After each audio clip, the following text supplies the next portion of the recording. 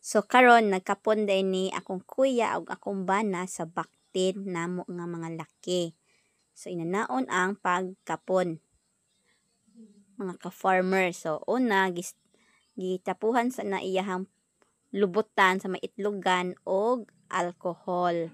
Limpyuhan sa siya. Tima ginana. Napangitaw nimong center kudlitan sa blade. Nag-sterilize po na ang blade. Nabiraho na siyang kanaihang itlog.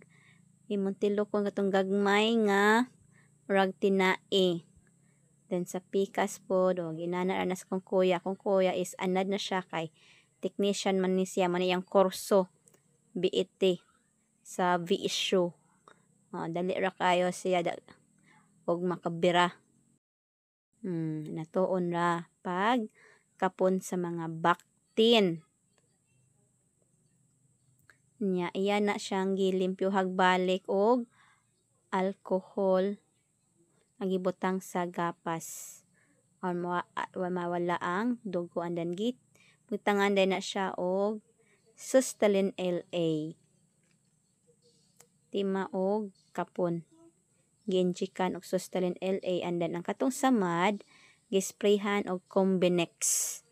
Daghan kay na ilahang gipang kapon. So ako na pang fast forward ang speed ani aron dali ra ni sila mahuman. Bitaw. Akong kuya anad ni siya og tigkapon dihaa. Sa ilang baboy siya po'y tigkapon sa ilahang mga baktin.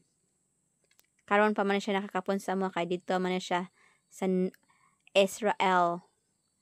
So kani nga time ang ako ng bana mo ning practice sa among baktin.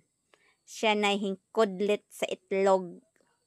Siya gipatisting sa akong kuya aron makantigo siya. Kung dili ka kursunada, ayaw na lang.